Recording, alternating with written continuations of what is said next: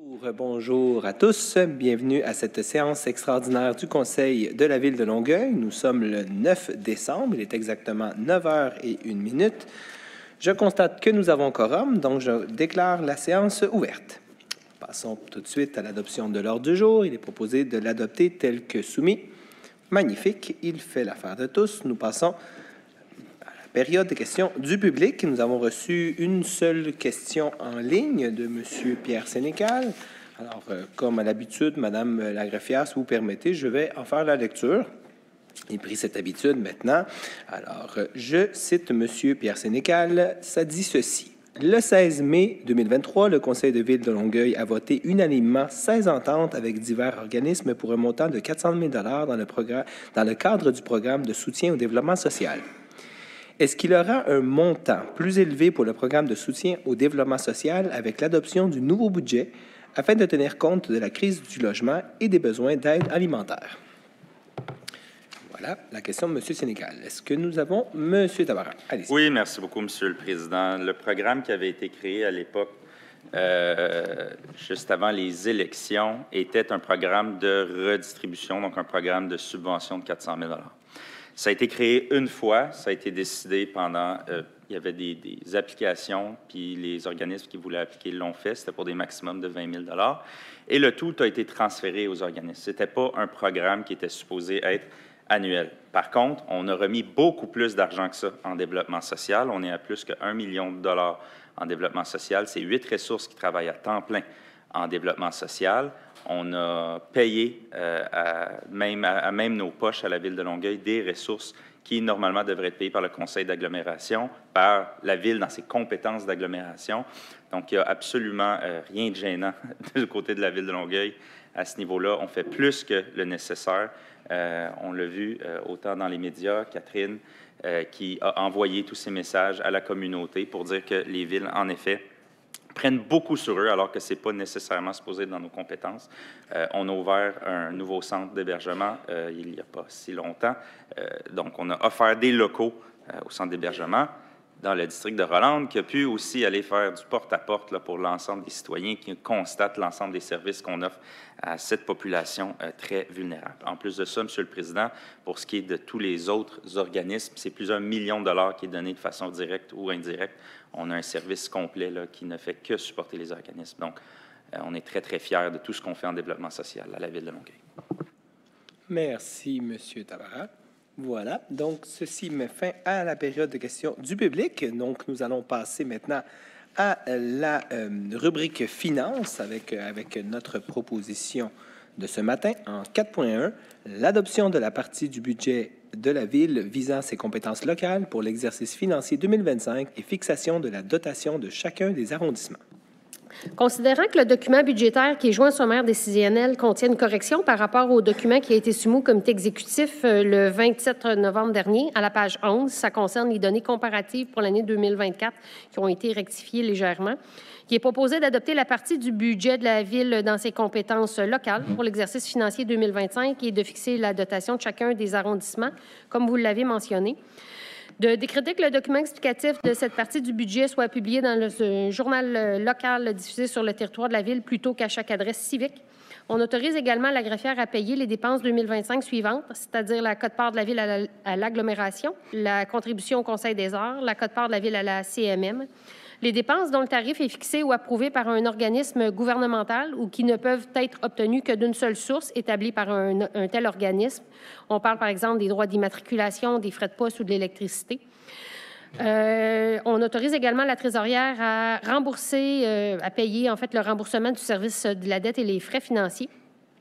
On propose d'autoriser la trésorière à intégrer les projets annuels récurrents dans les activités concernées et procéder aux transferts budgétaires qui sont nécessaires pour allouer les montants retenus pour les projets annuels non récurrents. On autorise également les affectations et appropriations suivantes. C'est une somme de 11 730 717 $ des surplus accumulés non affectés. On approprie 1 815 088 $ du fonds d'infrastructure. C'est pour l'amortissement de l'obligation de mise hors service des immobilisations. On affecte une somme de 1 178 600 $ au fonds réservé d'élection. On affecte 39 485 $ au Fonds de développement immobilier, ainsi que 84 692 $ au Fonds de remembrement agricole. Merci, Madame la greffière. Avant de vous avoir un proposeur appuyeur pour l'intervention du chef de l'opposition, sachez que les citoyens se sont habitués à regarder notre règlement intérieur et à l'article 38, on s'est habitué à des délibérations de maximum de 5 minutes. Mais étant donné que nous sommes en conseil extraordinaire et à la demande du chef de l'opposition, il demande de fusionner l'intervention de 5 minutes ainsi que son 10 minutes à la fin. Donc, oui, bien sûr, ça a été... je l'accorde afin que monsieur le chef de l'opposition puisse avoir son intervention sans être interrompu. Bien sûr, évidemment, la seule interruption possible pourrait avoir lieu s'il y a une question de privilège, mais je sais qu'il n'y en aura pas de problème. Donc, proposeur, M. Tabarrok, appuyé par Mme Fournier. La parole à vous, Monsieur le chef de l'opposition. Merci, M. le Président. Je vais tenter de rentrer dans 15 minutes. Là. Magnifique. Le rôle du Conseil, lors de l'adoption du budget annuel, est de s'assurer que chaque dollar provenant des taxes sert à assurer les services aux citoyens et qui reflète les priorités et les besoins de la Ville et la population. Le budget 2025, déposé aujourd'hui, a malheureusement tendance à refléter une certaine déconnexion avec cet objectif. Parmi l'ensemble des décisions incluses dans ce budget, plusieurs, à mon avis, ne correspondent justement pas aux priorités et besoins des Longueuilloises et Longueuillois. Selon moi, quelques décisions sont discutables et auraient nécessité une planification plus adéquate et qui aurait permis une plus grande transparence. Des choix discutables qui touchent directement l'ensemble des citoyens. Dans la proposition budgétaire qui a été soumise, il y a plusieurs événements qui ont été retirés ou modifiés. À titre d'exemple, la fête de la rentrée qui avait lieu à Saint-Hubert n'aura pas lieu en 2025. Cet événement n'était pas qu'un moment de plaisir pour nos familles, il était aussi une plateforme précieuse pour nos organismes communautaires. En annulant cette fête, nous fermons la porte à des communautés pour nos familles de découvrir l'ensemble de la programmation des activités et pour nos organismes d'atteindre leur public cible et de faire connaître leur organisation. Parce que je me souviens, il y a des gens qui allaient à cette fête-là, c'était sur 2 jours, et ils rencontraient des organismes, et les organismes montraient leurs services avec des dépliants et tout, et c'était excellent pour les organismes et pour la population, mais c'est dommage, regardez, c'est annulé. Un deuxième exemple est celui de l'événement Hiver en fête. Pourquoi, à une époque où nous voulons encourager les gens à adopter des modes de vie actifs, surtout en hiver, cet événement est une façon de montrer que les mois froids ne sont pas des barrières à un mode de vie. Cette activité-là avait lieu 2 jours, mais là, elle a été coupée à 1 journée. Le budget 2025 réduit de moitié l'événement Hiver en fête. Historiquement, cet événement avait lieu une période de 2 jours, soit le samedi et le dimanche. En 2025, l'événement se tiendra qu'une seule journée, donc le samedi 1er février. Au lieu de canceller la fête de la rentrée complètement à 100 %, on aurait pu la couper de 50 %. Au moins, les organismes auraient été présents. Oui, on va me dire, le montage de tout le chapiteau, la tente pour les organismes, c'est des gros frais, mais c'est la même chose pour Hiver en fête. Hiver en fête, juste la tyrolienne, juste l'installation. Dans le fond, la première journée, là, on paye tous les frais et après ça, ça ne coûte plus rien après ça. C'est d'y participer. Puis oui, ça prend des employés. Bien, en tout cas, on aurait pu la laisser, mais on l'a annulé complètement. Ces 2 exemples démontrent que ces coupures envoient un message clair. La famille et la communauté ne sont pas une des plus grandes priorités. On remarque que 2 activités annulées ou réduites sont à Saint-Hubert. Alors, je me suis posé la question, qu'est-ce que les élus de l'arrondissement Saint-Hubert font pour garder nos acquis? Je sais, il y a des choses là-dedans qui ne faisaient pas 20 ans, ça faisait 2-3 ans qu'ils étaient là, mais dans le fond, il faut travailler pour garder nos acquis, c'est pour nos citoyens. Alors, je pose la question, on pourra me répondre tantôt. J'aimerais vous mentionner que ces deux exemples font partie d'un plus grand nombre d'événements qui sont touchés en 2025 et qui représentaient un impact de 0,15 %, même pas 1 %. Il y avait 265 000 dans tous les projets qui ont été annulés, là. 265 000. Il y en a 135 000 pour Saint-Hubert. Alors, c'est 0,07 %. C'est minime, c'est rien. Là. Ça ne paraîtra même pas sur le compte de taxes. Ces réductions ne sont pas des solutions budgétaires significatives, mais elles affectent directement la qualité de vie de nos citoyens.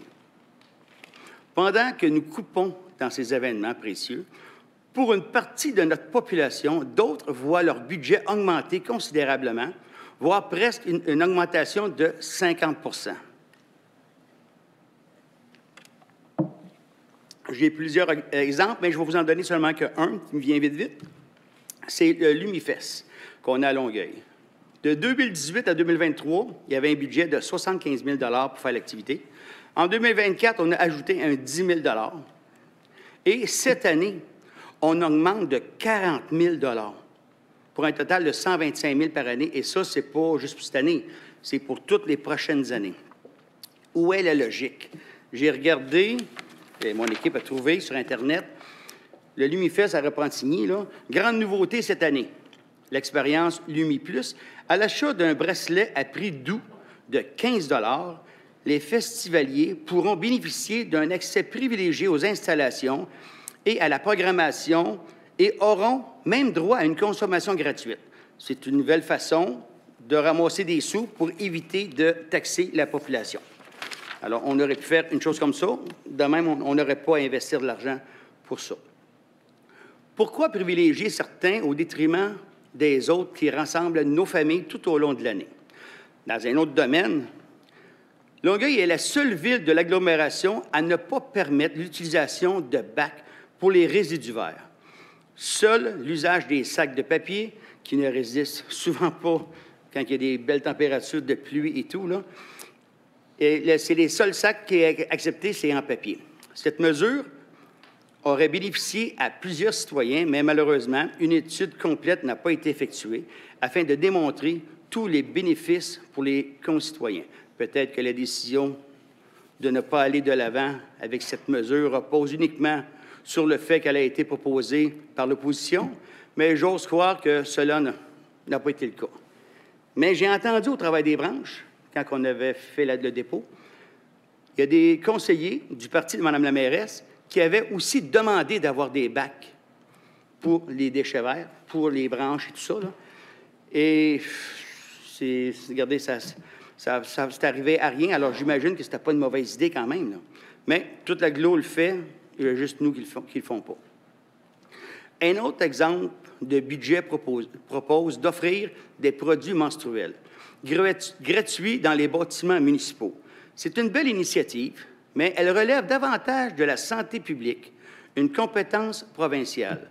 En tant que municipalité, notre priorité devrait être gérer efficacement nos ressources locales, pas de combler les lacunes du gouvernement provincial.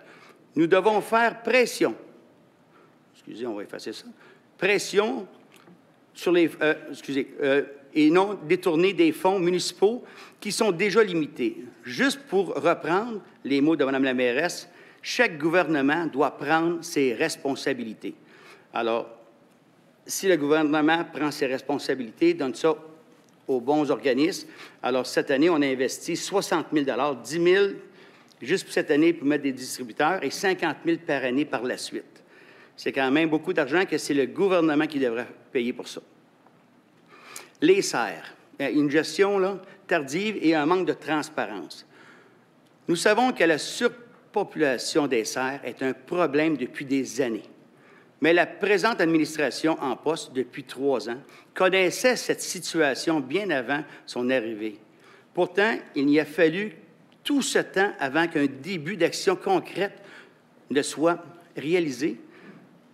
Et cette action, un abattage qui a eu lieu en octobre et un autre qui s'en vient en février, après des dépenses importantes ont été assumées par la Ville et sans avoir un plan pour le futur, à court et à long terme.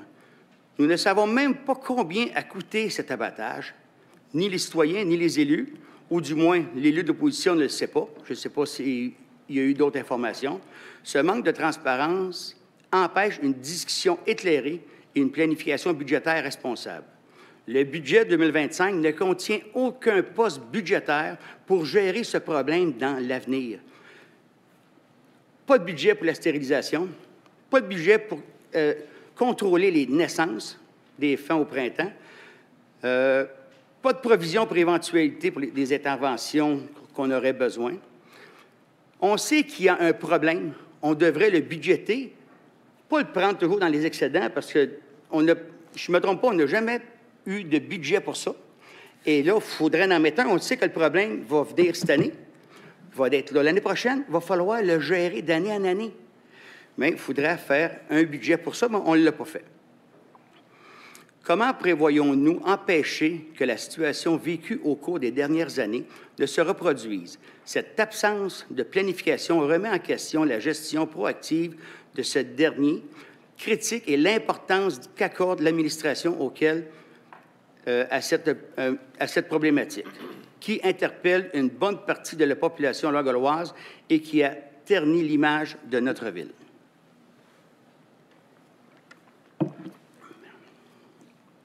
Excédent, on a les fonds, la dette à long terme. Ces trois items représentent des sources de revenus très importantes dans l'administration financière d'une ville. Presque chaque année, la ville a recours aux excédents ou puise dans ses fonds de réserve ou encore utilise le processus d'emprunt. Afin d'équilibrer le budget et de rencontrer ses obligations, je comprends très bien qu'en agissant ainsi, la Ville contrôle le fardeau fiscal qu'elle impose à ses payeurs de taxes. Nous pouvons constater que depuis le début du mandat de l'administration actuelle, les excédents sont à la baisse, alors que les fonds réservés se maintiennent. Et ce qui concerne la dette à long terme, elle est également en diminution minime. Mais cela est attribuable à une réduction des activités à financer au niveau de l'investissement et du fonctionnement que nous avons connu au cours des 3 dernières années. COVID a fait qu'on a fait moins de travaux. Par contre, avec les décisions prises depuis le début du mandat de cette administration, qui sont en voie d'être exécutées au cours des prochaines années, tous s'entendront pour reconnaître que la dette à long terme de la Ville de Longueuil connaîtrait une croissance très importante au cours des 5 prochaines années. Si la tendance se maintient, nous sommes même en droit de nous poser la question pour ce qui est des 10 prochaines années. Ce qui devient de plus en plus pressant, c'est de revoir sérieusement la planification financière pour les problèmes années et d'informer ouvertement les Longueuillois et Longueuilloises sur la position financière de la Ville, sur les ressources dont elle dispose et sur que nous réserve l'avenir en fonction des besoins et des priorités. Parce que quand on décide de faire on fait des choix, mais les choix, il faut les payer, mais ça a un impact éventuel. Une augmentation du nombre de plans politiques et programmes, mais pas de suivi. Au cours des 3 dernières années, nous avons assisté à une pluie d'annonces de nouveaux plans politiques et programmes. Mais où sont les résultats? Quel suivi a été effectué? Est-ce que les objectifs souhaités ont été atteints ou en voie de l'être? Aucun rapport précis, aucune présentation n'a été soumise ou fait à l'attention du conseil municipal. Pourtant, il est primordial de revoir de façon régulière les objectifs et les résultats de ces outils qui sont essentiels dans la gestion de l'administration publique. Surtout aujourd'hui, alors qu'on nous demande d'accepter un budget, il me semble qu'il aurait été important d'avoir le portrait sur la performance et l'utilité des différents plans politiques et programmes qui ont été adoptés par le conseil municipal et mis en place par l'administration. Combien ces politiques nous coûtent-elles chaque année? Que pouvons-nous montrer comme résultat concret? L'absence de reddition de comptes et de transparence mine la confiance des citoyens à l'égard de l'administration de leur ville et de la capacité qu'elle a à gérer efficacement. En conclusion, Monsieur le Président, ce budget reflète d'une façon l'écart qui existe entre les besoins et les priorités des citoyens et le choix de cette administration. Quand je parle de besoins et de priorités des citoyens, on a beau les informer leur expliquer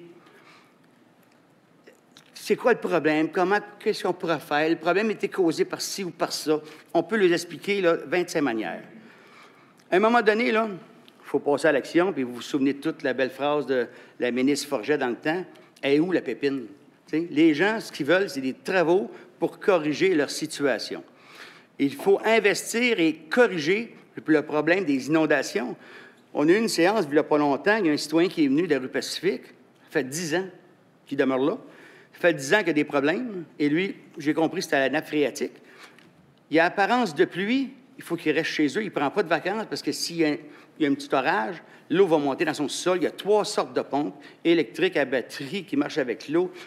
Le monsieur n'a pas le choix, puis il passe la nuit debout. Mais quand la ville va soit mettre une pompe supplémentaire plus loin, plus bas, là, de chez eux, le problème est résorbé pour lui. Il peut aller se coucher puis dormir. Alors, il y a des problèmes, il faut les régler. Parce que cette personne-là, fait 10 ans qu'il vit avec ça, c'est pas normal. Nous autres, on n'est pas inondés, ça va bien, mais lui, il l'est. Il y a un autre citoyen qui est venu qui a parlé que l'eau, une pente inversée dans le fossé, ça s'en va, au lieu d'aller mettons, dans la rue, ça s'en va sur son terrain, et là, ils sont inondés. C'est pour ça qu'il y en a bien plus que ça qui ont des problèmes. Alors, il faut investir aux bonnes places. Oui, je le sais. Regardez Grand Allée, le secteur La Flèche, là. On ne le fait pas, ça fait des années. Mais si on prend cet argent-là, là, le 24 millions, ça ne me dérange pas qu'on fasse des corrections pour réparer les gens qui sont inondés, parce que eux, c'est leur avoir qui ne vaut plus rien. Alors, il faut les aider, puis il faut mettre de l'argent là. Il faut expliquer aux gens, oui, on a un programme électoral, on ne le fera pas, peut-être pas tout, mais regardez, on va aider des citoyens qui sont vraiment mal pris. Alors, je pense que j'irai dans ce sens-là. Ce budget met en lumière plusieurs incohérences dues à une planification inadéquate et à un manque de transparence. Je crois que les citoyennes et citoyens de Longueuil s'entendent à mieux et méritent mieux. C'est tout, M. le Président. Alors, pour ces raisons, je vais demander le vote. Merci. Avant de procéder à la demande de vote, est-ce que votre micro ouvert, M. Tabarra, c'était pour également intervenir? Ou une intervention, puis ça me fera plaisir, M. le Président, d'appuyer la demande de vote. Parfait. Allez-y avec votre intervention. Est-ce que vous désirez également fusionner votre intervention maintenant avec la suivante ou... Je peux bien. Ça dépendra des réponses qu'il y aura plus tard, mais oui, mon intervention sera fusionnée au même titre. Merci, M. le Président. Bon, beaucoup de choses dans ce qui a été dit.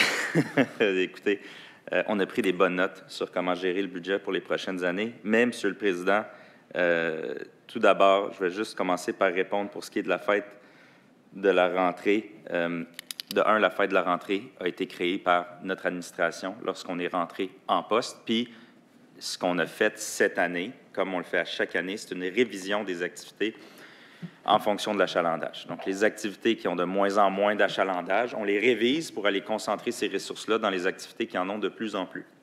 On a aussi fait un tour de piste avec l'ensemble des organismes qui nous ont confirmé la même chose, que l'achalandage était en forte diminution puis qu'ils n'en voyaient plus la valeur ajoutée parce que c'est beaucoup de travail pour eux, pour peu de résultats dans la dernière année, et ils pensent que ça va se continuer au fur et à mesure du reste. Pour ce qui est de l'hiver, en fait, des activités hivernales, le chef de l'opposition est invité à aller voir au PTI l'ensemble des investissements qui s'en viennent dans les infrastructures d'hiver. On parle de patinoires, on parle de pistes glacées, on parle des buttes glacées où on renouvelle les équipements, des buttes enneigées, excusez-moi, où on renouvelle les équipements. Et hiver, en fait, est réduite à 1 jour sur 2, mais ce n'est pas la quantité d'activités comme telle, c'est juste qu'on le concentre pour être un petit peu plus efficace au niveau des effectifs, puis que les citoyens qui y aillent une journée aient accès à l'ensemble des activités puis des loisirs, contrairement à si c'était fait sur 2 jours. Pour ce qui est du fait qu'on coupe plus à Saint-Hubert, c'est tout à fait faux. Au net, on coupe beaucoup plus dans le Vieux-Longueuil qu'on coupe à Saint-Hubert. On a coupé dans la culture, dans les arts. On a ajouté 200 000 à la Fête nationale lorsqu'on est rentré en poste pour la ramener à Saint-Hubert. Là. Ça, je veux juste rappeler ça. Je pense que c'est particulièrement important. La ramener au Parc de la Cité, qui est d'ailleurs un événement exceptionnel. Je pense qu'il est apprécié par tous les gens de Saint-Hubert et par les gens du Vieux-Longueuil puis les gens de toute la région. Aussi, M. le Président, l'UMIFES, ça fait plusieurs années qu'on reporte l'augmentation de la subvention due à nos difficultés financières. Donc, cette année, c'était des petits montants par rapport à ce qu'ils investissent puis qu'ils avaient besoin pour continuer, mais on n'a pas sorti ça de notre chapeau. Ça fait plusieurs années que c'est revendiqué. Ça fait plusieurs années qu'on dit non. Cette année, c'était particulièrement important. Pour ce qui est de l'opération des serres et le manque de transparence, M. le Président, honnêtement, je vais fortement limiter ma réponse, mais de dire qu'on vient juste de commencer, le chef de l'opposition a été tout à fait témoin au fait qu'on a été amené en cours à plusieurs reprises, puis je trouve ça un petit peu cheap de ramener ça de cette façon-là aujourd'hui, mais c'est correct, on va y répondre de cette façon-là. Monsieur le Président, ce qu'on fait dans le budget d'aujourd'hui, c'est qu'on est en train de poser des jalons pour le futur de la Ville. On contrôle les dépenses, on contrôle la dette, et surtout, on fait une meilleure planification du futur. Si ces décisions-là avaient été prises dans le passé, avant notre arrivée, Monsieur le Président, on en aurait moins de problèmes au niveau de nos infrastructures. On a cité les exemples d'infrastructures d'eau, mais ce n'est pas de notre faute si pendant 20 ans, on a sous-investi dans les infrastructures d'eau. Puis là, on arrive dans un point culminant où même si on avait investi, il y aurait quand même des dommages parce qu'on est dans des pluies qu'on appelait centenaires qui vont maintenant devenir annuelles. Donc, c'est un beau cocktail qui fait en sorte qu'avec notre retard d'infrastructure et en plus de ça, avec les changements climatiques, on arrive à des dommages qu'évidemment, on essaie de contrôler. Au niveau de notre planification d'infrastructures, Monsieur le Président, la Ville de Montréal sont à 53 % des investissements qui sont dédiés au maintien d'infrastructures, 47 % pour du nouveau développement d'infrastructures, pas des nouveaux développements résidentiels, mais du nouveau développement d'infrastructures.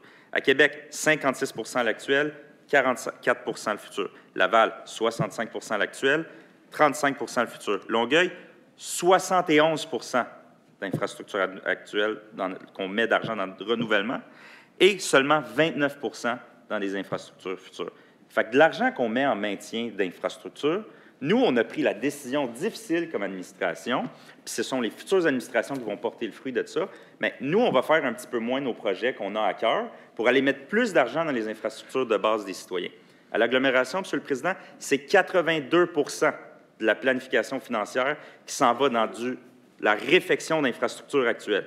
Donc, ce qui a été dit aujourd'hui, c'est complètement faux. On est l'administration la plus responsable financièrement pour la Ville et la plus responsable pour nos infrastructures dans le futur.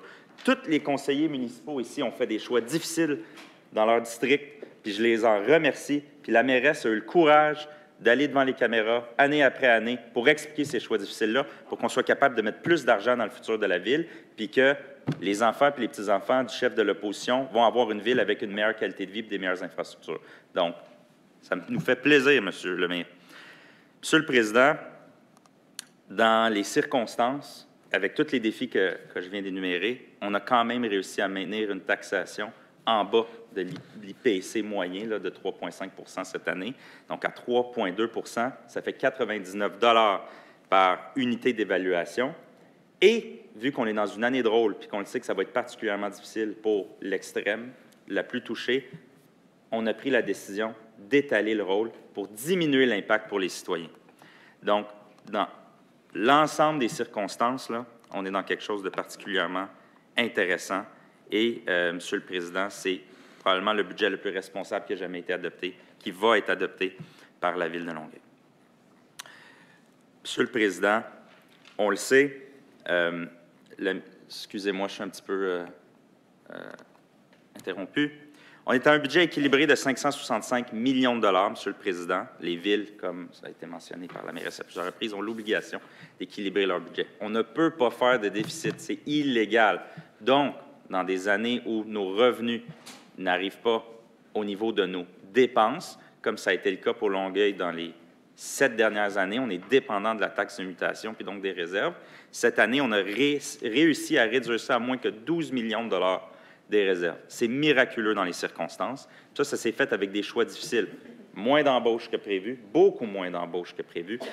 Aucune embauche outre que des obligations à l'agglomération, aucune embauche outre que des obligations au niveau du CIAL, du service des eaux, puis une très nécessaire bonification au service de police, notamment aux enquêtes de crimes graves. On a vu que Québec s'en vont augmenter leur force policière de plus que 100 unités. Bien, nous, on est à 15, donc à 16. Donc, c'est un choix difficile encore qui a dû être fait. C'est ce qu'on est capable de se permettre dans nos budgets d'agglomération, alors qu'on ne vient pas me dire qu'on dépense trop. Au contraire, on est particulièrement rigide. C'est une hausse de 28 millions de dollars, Monsieur le Président, par rapport au budget de l'année passée. Puis quand on prend en compte l'augmentation de nos contrats, les conventions collectives, l'effet des conventions collectives qui viennent faire 9,5 millions de dollars du défi, Monsieur le Président, donc c'est le tiers. et une hausse des quotes-parts, évidemment, pour les services d'agglomération, parce que plusieurs facteurs d'agglomération sont hors de notre contrôle, comme par exemple le schéma de risque des pompiers, qui vient ajouter 1,1 million de ressources. Bien, cette hausse à nos services d'agglomération, c'est 10,5 millions. Donc, ça nous laissait à peu près 8 millions pour faire la différence du budget.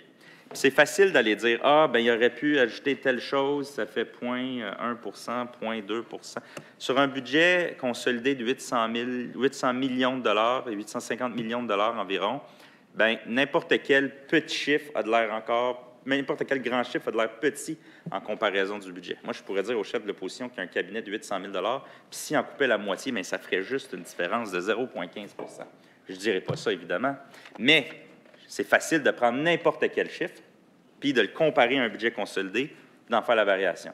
Je vais reprendre une vieille expression, il n'y a pas de petites économies pour le citoyen. La rigueur budgétaire, ça se fait ligne par ligne, puis c'est ce qu'on vient faire ici cette année avec une hausse de taxes de 3,2 Merci, M. Tabarra. Donc, la demande de vote a été appuyée par M. Tabarra. Donc, Madame la greffière, je vous invite à faire l'appel pour le vote. Mme Fournier. Pour. M. Tabarra. Pour, M. le Président. M. Joly. Pour. Mme Loyalika. Pour. M. Lévesque. Pour. Mme Delille. Pour. Mme Mercier. Pour. Monsieur Azzouz est absent. Mme Héon est absente. Monsieur Lemire. Contre? Madame Balma. Pour. Monsieur Ferraro. Pour. Monsieur Larocque. Pour. Madame Bomboy-Lara. Pour. Madame Belaïchan. Pour. Monsieur Couetteau. Pour. C'est adopté à la majorité. Merci beaucoup. Donc, c'est adopté à la majorité. Alors, nous passons maintenant à la période d'intervention des membres du Conseil. Donc, il y a déjà 2 membres qui ont déjà pris la parole. Et de toute façon, nous avons bientôt un autre Conseil extraordinaire. Donc, j'invite, je fais un balayage visuel. Je pense que tout le monde est en faveur de laisser cette période d'intervention et se garder les propos pour la prochaine séance qui est dans même pas quelques minutes. Donc, je vous remercie. Donc, il est excusez-moi, il est 9h33. J'avais vu 13.2 début de séance. Donc, il est 9h33. Je déclare la séance levée. À tout de suite.